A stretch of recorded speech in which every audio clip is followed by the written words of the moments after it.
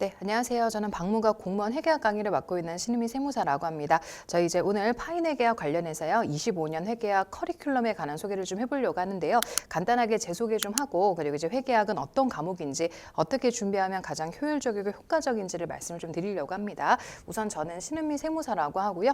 여기 써있다시피 현재 세무사 일을 하고 있어요. 그래서 세무사 일을 한 지도 조금 오랜 시간이 흐르긴 했는데 세무사 일도 병행하면서 저는 강의를 조금 주업으로 오랜 기간 동안 해왔습니다. 그래서 공무원 강의도 물론 중요하게 제가 하고 있는 역할이긴 하지만 감정평가사나 세무사 등에서 다양한 회계 강의를 하고 있어요. 이런 걸 좀 강조하는 이유가 뭐냐면 여러분들이 회계라고 하는 거는 이제 두루두루 쓸 수 있는 학문입니다. 그러다 보니까 조금 다양한 문제들을 볼 수 있는 경험들이 좀 있어야 되거든요. 그래서 저는 다양한 문제들을 계속 접하고 그거를 좀 활용해서 여러분들에게 전달해 드리는 역할을 하고 있으니까 혹시 저를 못 믿는다 그런 생각은 하지 않으셔도 되고요. 한번 저를 믿고 이제 수업을 들어주시겠다라고 하시면 끝까지 들었을 때 아마 후회는 하진 않으실 거예요. 그래서 이제 간단하게 저는 그 정도 일을 하고 있었고요. 그리고 저는 그 이전에 세무사 일을 하기 전에 증권회사를 한 8년 정도 다닌 경험이 좀 있어요.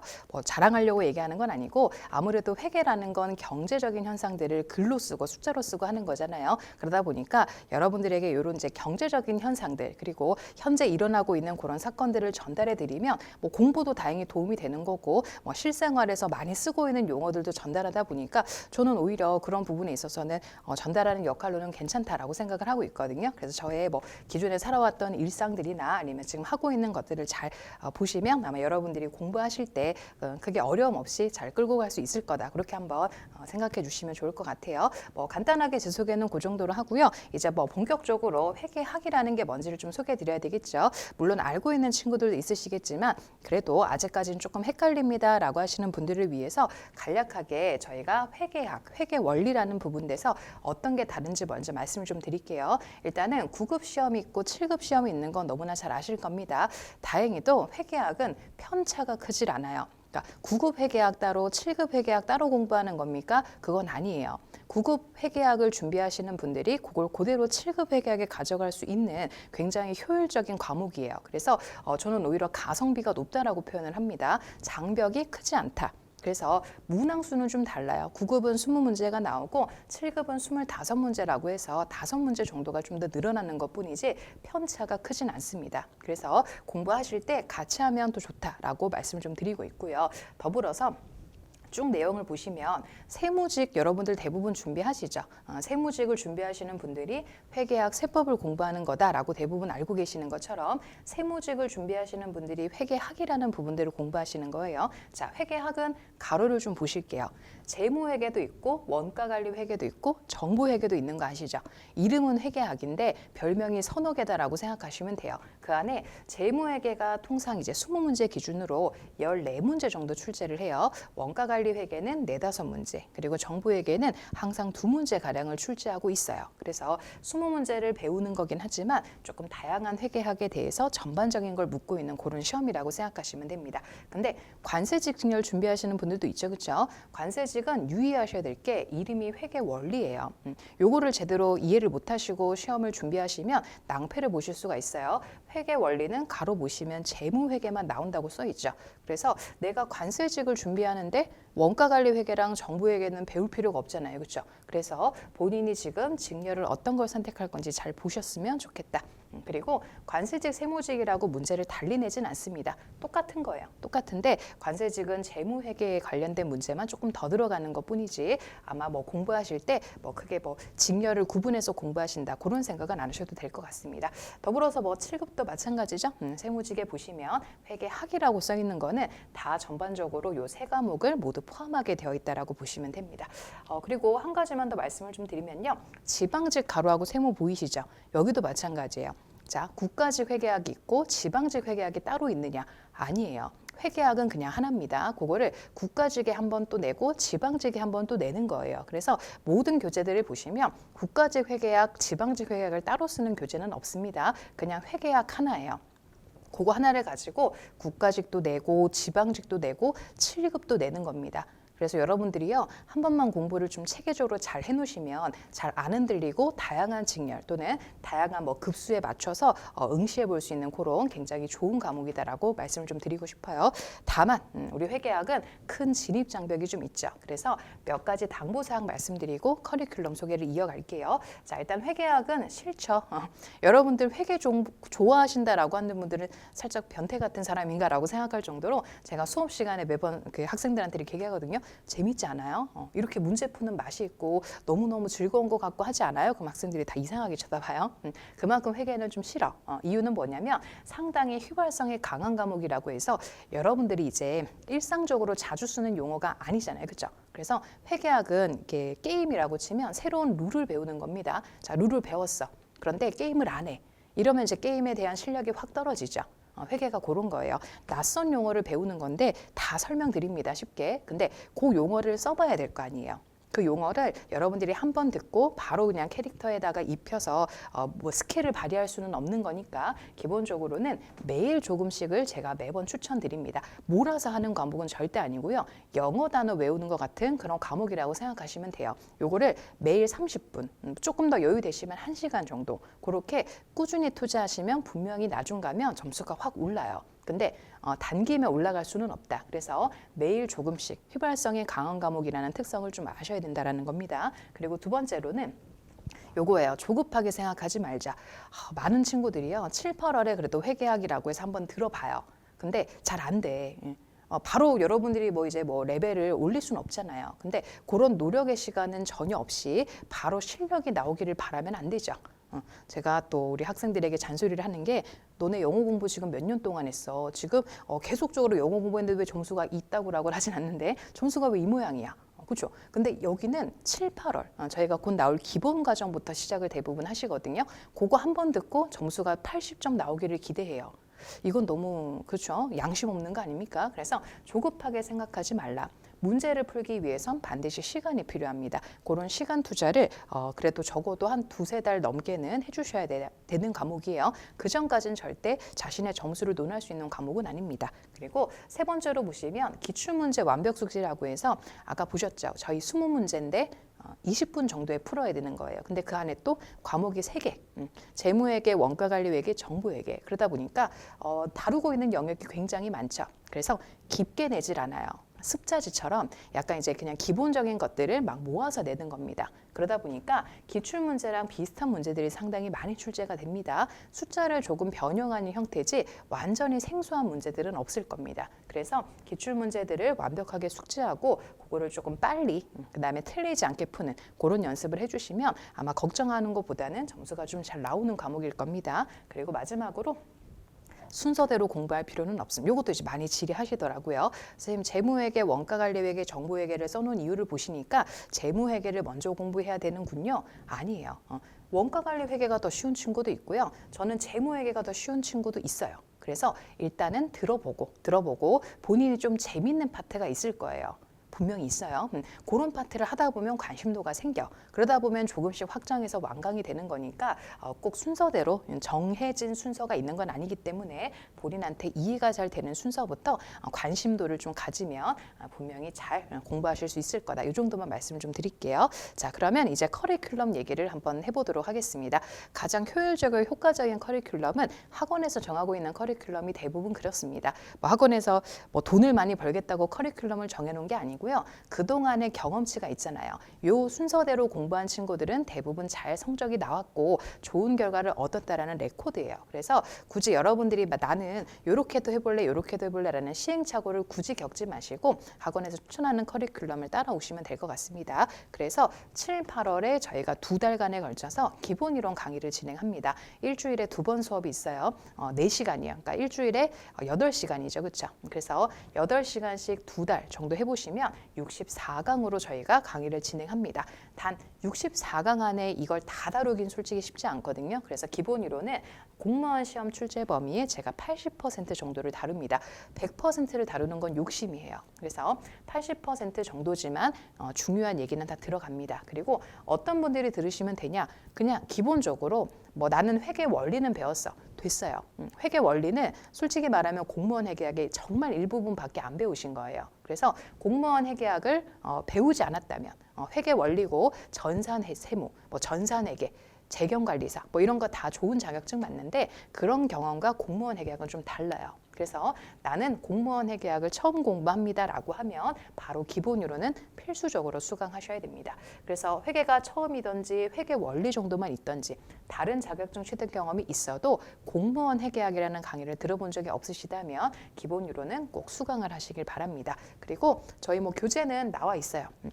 개정사항이 없어서 23년 6월에 제가 개정해서 출간한 교재가 있으니까 그 교재를 가지고 64강 정도를 진행을 할 겁니다. 자, 수업은 어떻게 진행이 되냐면요. 이론 강의입니다. 재무 회계, 그 다음에 원가관리 회계, 정부 회계니까 회계는 계산이야. 맞아요. 근데 계산이 그냥 얼토당토 없이 계산을 하는 거겠어요? 근간이 있어요. 학이야, 학. 학문이에요. 그러다 보니까 제가 이론 설명을 드립니다. 근데 이론 설명만 주구장창하면 너무 지루하죠. 그래서 그거를 갖고 나온 문제가 요거야 라고 해서 소개를 할 거예요. 문제도 풀어봐야죠. 손을 써야 재밌게. 그래서 문제풀이 해요. 그래서 문제풀이 하면서 요건 요렇게 되는 거구나 라고 제가 좀 빠른 속도로 정확한 딕션으로 설명을 드립니다. 이렇게 하면 여러분들이 충분히 잘 따라오실 수 있는데 가장 중요한 건 예습은 하면 안 돼요. 회계학을 해본 적이 없는데 무슨 예습이야. 예습은 절대 안 돼요. 복습만 좀 잘하시면 돼. 복습도 너무 긴 시간 동안 투자할 생각하지 마시고 매일 조금씩. 자, 그러려면 뭐가 있어야 되잖아요. 그렇죠? 제가 여기 보시면 제일 4번에 정리 노트라는 걸 따로 드려요. 여러분들 손으로 쓰지 마요. 정리 노트 PDF로 그냥 드려요. 그게 왜? 그냥 빨리 보시라고. 속독이 중요하지 여기는 막 정독 이런 거보다는 빨리 훑어봐야 돼. 그래서 우리가 정리 노트를 따로 드리니까 요거를 보시면서 복습을 좀 잘해주시면 돼요. 그리고 문제 읽는 연습, 뭐 문제용에 익숙해지는 과정은 제가 이렇게 풀이를 통해서 연결을 해드릴 거다라는 겁니다. 공무원 회계학은 자습, 그러니까 개인적으로 공부를 하기가 힘들어요. 그래서 나는 독학을 하겠다라는 거는 정말 이건 비추하는 방법이고 그래도 기본 이론은 이런 식으로 진행을 좀 해볼 겁니다. 자, 기본 이론을 들었어요. 아까 몇 퍼센트 다룬다? 80%. 그럼 이제 100% 만들어야 되잖아요. 그렇죠? 그래서 나오는 과정이 심화 이론입니다. 기본 이론에다가 심화는 기본 이론 복습을 해요. 거기다가 플러스 20%를 얹을 거예요. 그럼 이제 한 번 딱 훑었지 뭐 기본 이론도 받지 심화도 받지 하면 벌써 이론 강의를 2, 3회독은 된 겁니다. 그렇죠? 자, 심화는 어떤 분들이 들으시면 좋냐면 작년에 내가 한번 회계학을 공부해 본 경험이 있다. 그러면 또 기본까지 들으면 좀 지루할 수 있잖아요. 그렇죠? 그런 분들은 심화 이론으로 바로 들어오셔도 좋고요. 마찬가지로 이제 세무사나 회계사 시험 준비해 보신 분들이 있죠. 그러신 분들 많아요. 그러신 분들도 대략 감은 있어. 그런 분들은 기본 이론부터 들으면 좀 지루할 수 있으니까 그냥 심화부터 들어오셔도 돼요. 또는 자 아까 얘기 드렸듯이 기본 이론 듣고 심화 이론 들으면 두 번의 반복 해독이 가능하니까 그렇게 좀 연결성 있게 공부하실 분들도 심화 이론이라는 거를 2달간 들으시면 됩니다. 기본과 똑같은 차수고요. 똑같은 교재를 가지고 한 번 더 듣습니다. 자 그러다 보면 살짝 지루하죠. 그렇죠? 그래서 이때는 저희가 뭐도 하느냐? 문제풀이도 들어갑니다. 모의고사를 제가 주기적으로 드릴 거예요. 문제는 많아요. 제가 여러분들에게 드릴 수 있는 문제가 뭐 한두 개겠어요. 지금까지 한 강의 경험이 꽤 되는데. 그래서 이제는 어느 정도 레벨로가 됐다라고 판단이 되면 제가 모의고사 문제를 적어도 2-3번 정도 드릴 거예요. 그리고 풀어보고 정신을 바짝 차려야지. 그래서 기본 이론의 복습 알파부터 정해진 시간 내에 또 문제를 한번 풀어보는 연습을 이제부터 시작을 합니다. 그래서 2주 또는 3주에 한 번씩 정도는 제가 문제를 한번 드리려고 하고 있어요. 그리고 전범위를 모두 학습한다는 건 뭐예요? 기본 이론과 80%와 나머지 20%를 메꿔서 100%를 만드는 과정이다. 그래서 연끌어가는 과정이라고 얘기하는 거니까 뭐 기본만 듣고 문제풀이 가도 됩니까? 되긴 해요. 근데 살짝 좀 아쉽잖아요. 그렇죠? 왜 기본 다음에 심화를 돕겠어요? 휘발성도 강하고 한 번 들어서 다 이해되면 천재지. 한 번 들어서 이해되면 여기 나오라고 해요. 강의해야지. 그래서 한 번 듣고 이해되는 친구들은 솔직히 거의 없습니다. 그래서 2번 정도는 이론 강의를 들어야 여러분들이 기출문제를 잘 풀 수 있게 되는 겁니다. 그래서 이제 핵심 기출로 들어가요. 이거는 필수예요. 아까 기출문제에서 많은 문제들이 나온다고 했죠. 씹어 먹어야 될 거 아니야. 기출문제. 그리고 11월, 12월 2달간 또 마찬가지로 진행을 하는데 선생님 전 기출문제는 혼자 푸는 게 더 낫지 않아요? 라고 얘기하시는데 혼자 풀면 어떤 일이 생겨요? 지름길이 있어. 지름길이 있는데 여러분들은 막 헤매다가 일로 가요. 헤맬 시간이 없어. 공무원 회계학은 시간이 20분에 20문제를 풀어야 되거든요. 그럼 어떻게 해야 돼요? 물론 이론적인 문제도 있지만 계산 문제가 좀 많이 출제가 되다 보니까 헤매면 끝이에요. 그래서 이렇게 다이렉트로 질러가는 연습들을 기출문제를 갖고 해드릴 거니까 여러분들 준비하시는 분들은 기출은 반드시 들으셔야 됩니다. 혼자 준비하시면 남들보다 2~3배의 시간을 쓰는 거예요. 그래서 기출을 가지고 공부하시면 되고요. 제가 22년도에 기출을 출간해가지고 24년 9월에 새로 개정된 기출문제집이 나옵니다. 그거 맞춰서 한 9월쯤에 나와요. 수업하기 한 2~3달 전에 나오니까 그거를 갖고 연습을 해주시면 될 것 같습니다. 강의 특징은 제가 요약을 간단하게 합니다. 아무리 기출 단계가 됐더라도 이론적인 부분들이 환기가 안 되면 저만 떠드는 거거든요. 그래서 이론 환기하고 대표 문제 풀고 푸는 시간 드리고 그리고 또 여유가 되면 제가 또 문제 또 몇 번 한번 드려볼 거예요. 그래서 충분히 문제의 갈증은 없을 겁니다. 이렇게 기출 문제를 저랑 2달간 하면 벌써 몇 월 달이에요. 12월 말이야. 크리스마스 다 지나고 벌써 내년이에요. 그렇죠? 25년. 또 한 해가 또 가고요. 한 해가 또 늙었어. 그러면 25년 1월 달쯤 되면 약간 이제 나태해져. 3월이 시험인데 이쯤 되면 내가 기출까지 풀었겠다. 나는 천재다. No. 그렇죠? 그래서 핵심 예상은 뭐냐면 공무원 시험 기출도 있는데요. 제가 다른 수업 강의도 많이 한다고 했죠. 감정평가사, 그다음에 관세사 분들도 제 수업을 듣기도 하고요. 그다음에 세무사, 회계사 이런 분들도 강의를 들어요. 근데 그런 난이도의 문제들 있지만 좋은 문제가 있어요. 요건 재밌네. 네, 그렇죠? 저만 재밌을 수 있는데 요거는 좀 알려주고 싶은데 요거 요즘 되게 많이 나오는데 그런 거를 제가 알고 있고 그거를 모아서 여러분들이 최신 문제들 그죠? 공무원 시험에 나오는 그런 기본적인 유형들도 있지만 약간 새로운 문제들을 스팟 정도로 넣잖아요. 그렇죠? 그런 문제들은 다른 시험 문제에서는 그래도 나왔던 형태들이 많습니다.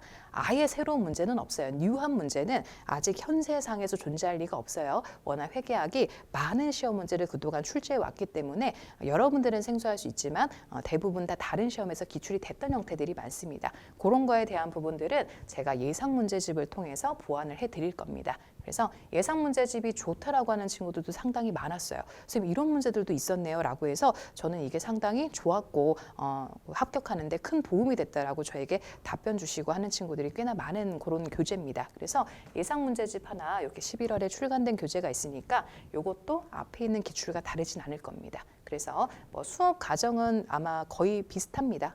이론적인 설명, 문제풀이 여러분들이 푸는 시간 드리고 확인해보는 시간 이렇게 해서 과정상에서 특별하게 다른 점은 없지만 교재상에서는 이렇게 다루고 있는 부분들의 차이가 좀 있을 거다. 자, 이렇게 해서 저희가 핵심 예상까지는 벌써 2월 말이죠. 2월 말이 지나고 나면 이제 설날도 지났겠다 해서 이제 3월이 됩니다. 자, 3월이면 이제 뭐가 있죠? 시험이 있습니다.